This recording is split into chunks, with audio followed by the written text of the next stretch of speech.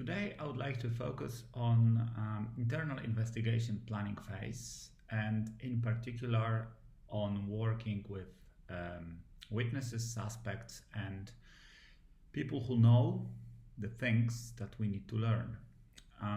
This is quite an important phase of internal investigation because without proper planning, we cannot really expect a satisfactory outcome. So in this respect, I believe we need to consider three elements of collaboration with individuals who may know things that we are interested in. First of all, we need to consider people who know what we need to learn.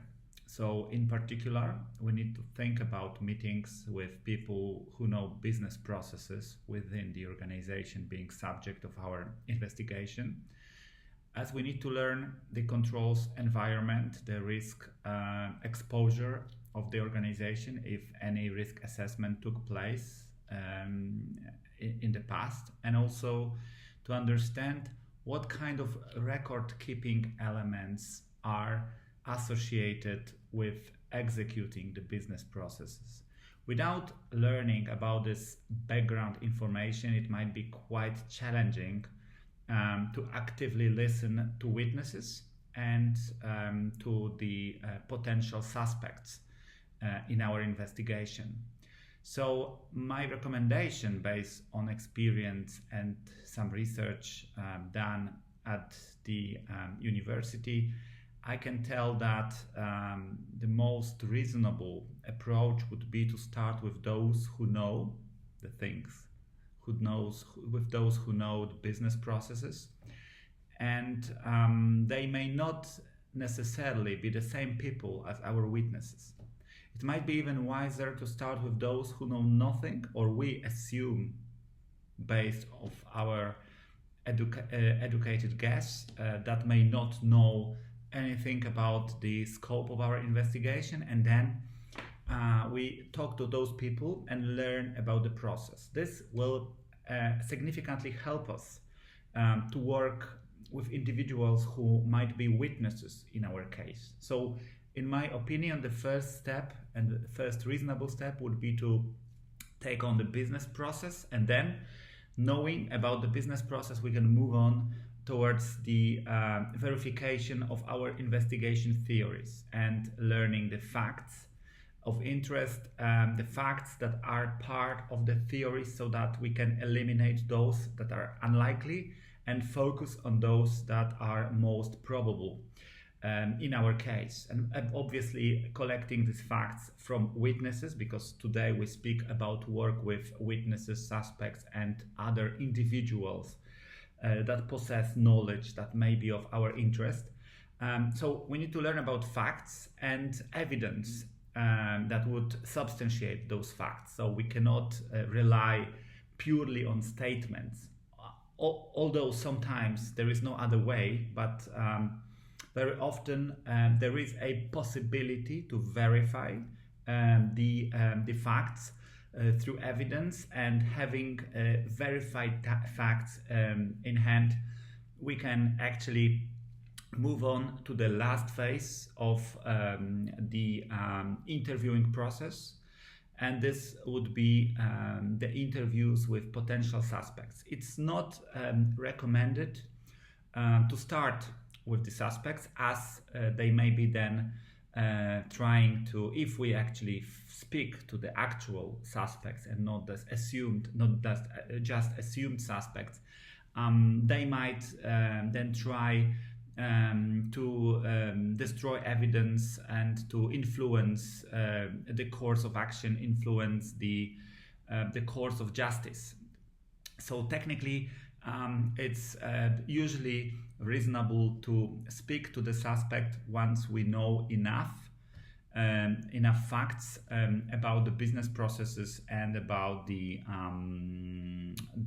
investigation theories that we have developed at the early stage of our investigation planning, after the preliminary triage and the initial verification of the allegations brought for instance, by the whistleblower. So once we start to engage with the suspect, obviously, again, we are interested in facts. We are interested in information that will deliver the facts required to verify our theories.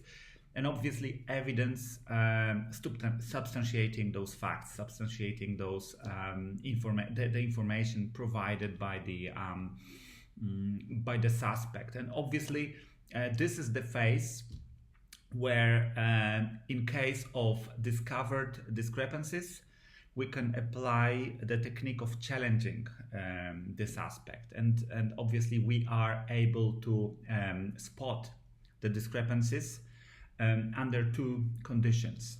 So first of them is that we will listen actively, and please bear in mind that our listening capabilities are much greater than our speaking capabilities. So we speak with the pace of 100, 200 words per minute, and this is nothing to compare with our ability to listen, where we can actually listen 3-4 times quicker.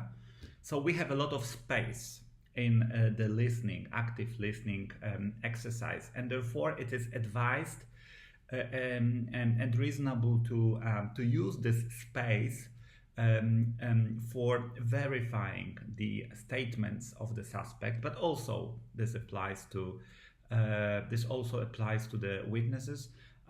So we need to verify on an ongoing basis that what is told to us actually fits to the information we learned before, and if there are discovered any discrepancies, we need to take on them, and basically we need to ask questions. We need to be proactive, ask questions, follow up, rephrase what has been said by our witness or suspect or interviewee in general, not to be offensive or unpolite. It's rather to actually be thorough and try to understand the information passed to us by our interviewee, because sometimes the person we speak to may not be the most eligible in actually transferring the knowledge in the form of words, and sometimes we need to give our hand and help this person to rephrase the information so that the communication takes place. So it's not only sending the information, but also receiving the information by us and understanding the content of the message and not only the words. In fact, this active listening will help us also to save time, because obviously in this case, in this instance, when we listen actively, we may avoid many mistakes, many errors in the information collection process. And obviously, challenging the suspect may be quite stressful. So it requires certain preparations. It requires some background check on the suspect, so that we will be the best possible prepared for the confrontation with this person. But please also bear in mind about the peace model that I have elaborated previously on, and actually remember about building the rapport at the early stage of the meeting, and actually following all the steps of the peace models, so that when we get to the confrontation, challenging phase, we'll have some relationship already built, and that for sure will help us to actually overcome any obstacles that might arise from the phase of challenging the suspect. But if in case of spotted discrepancies and challenging the statements of the suspect may withdraw and say nothing, and say no comment, and avoid any further cooperation with us. Please bear in mind that this happens sometimes, so it's not a big issue. It's simply a part of the process. Sometimes this is how it ends. So to summarize, to wrap up, please consider first collecting the information about the business process, the controls environment, the risk exposure of the organization, and the documentation that we may expect as part of the record keeping exercise. And then once we speak to the witnesses and suspects, it will be much easier for us. So the sequence of meetings and events may be of great importance, and this is also my advice at the planning phase, to thoroughly consider the sequence and plan it the way that will the best address our investigation theories and the subject of the investigation. Thank you very much for bearing with me. Thank you for your attention. Have a great morning, afternoon, evening, depending when you had a chance to see this material. And see you in the next episode of my vlog.